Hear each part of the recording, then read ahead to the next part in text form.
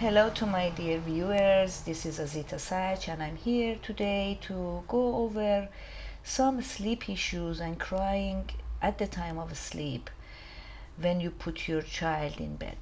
The topic is directly connected to the concept of secure attachment, and I thought it's worth it to talk about it. I also will address sleep hygiene and object permanence, that are two related concepts to enhance sleep patterns and decrease crying spells at the time of going to bed. I have been asked by a couple of parents, so I'm going to address those questions. Maybe it would be helpful to you to go over all these concepts I just talked about. A parent would say, well, my child nags when I put her in bed, and therefore I want her to learn how not to nag, and therefore I leave.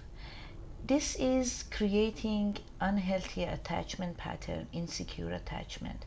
If a child nags, the child has a need. There is a reason. The child might be bored, might want interaction, might not be sleepy, and for so many other reasons. We have to address the source of nagging. The same thing goes with the crying. There is no difference between crying and nagging. It has to be attended to.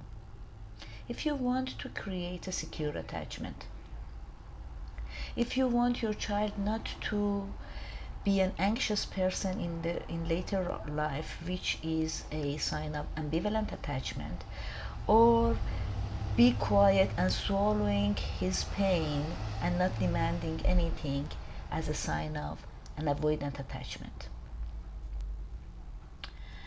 And then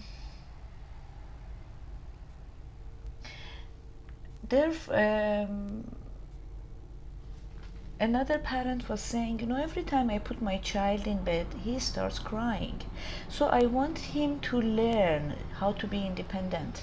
Because if I attend to his crying, then I'm not developing independence. My dear parents, developing independence is not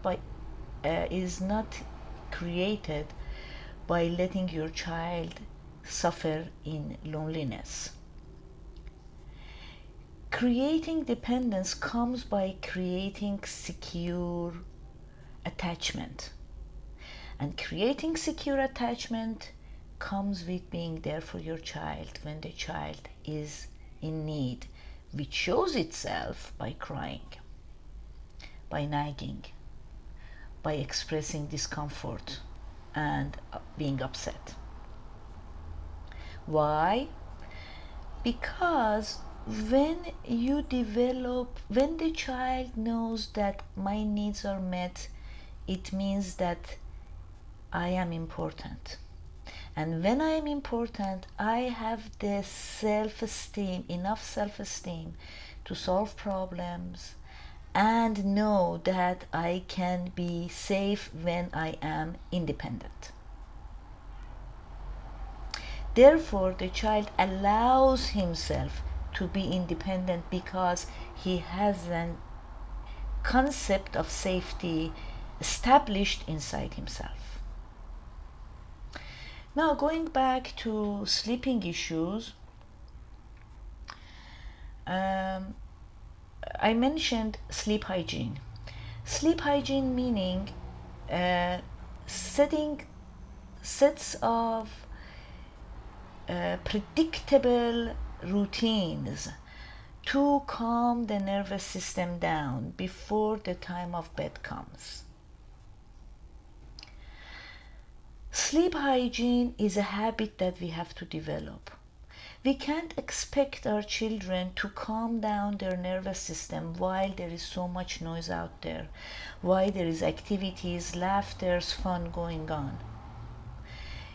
Part of creating a sleep hygiene, as I said, is developing a routine.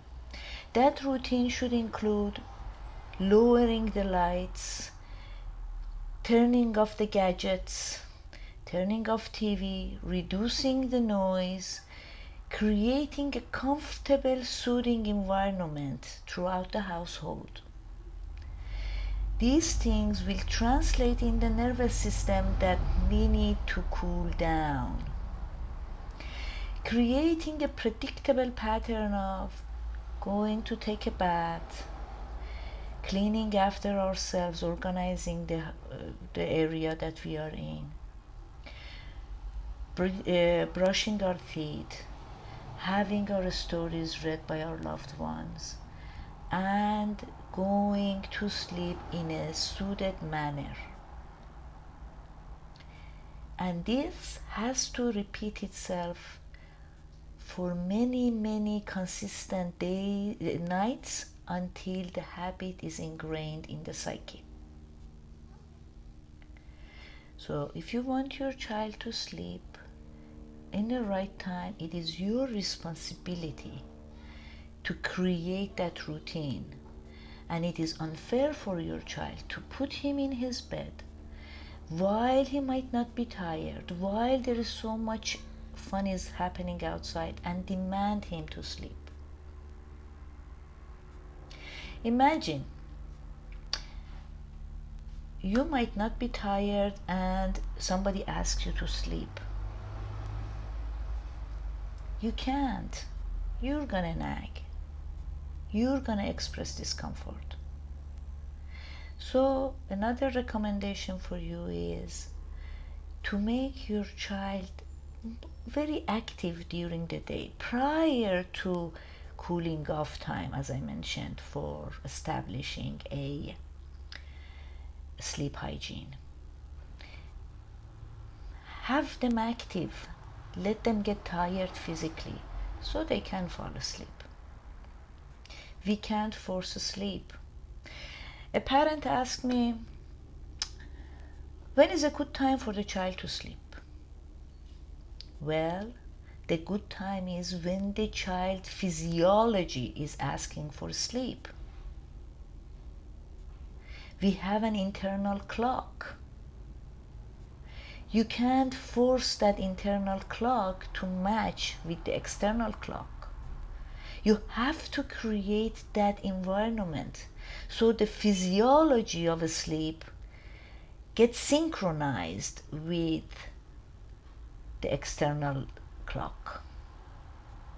When the child needs to sleep, the child needs to be allowed to sleep. Sleep is extremely important and a foundation for a healthy mind and healthy nervous system. It is through the sleep that the child regulates, organizes the brain. So if the child needs to sleep, allow the child to sleep. And if it is a wrong time, it is your job to create a routine to bring it up to par with the external clock. Now, another concept that I promised you to talk about is sleep hygiene. Object permanence. I apologize. And I'm bringing object permanence concept because that is one of the reasons that a child cries when is putting in bed to go to sleep. This happens in various early stages of life when the child is quite small. Object permanence means that the child cannot hold on to the concept of object when it is away from his vision.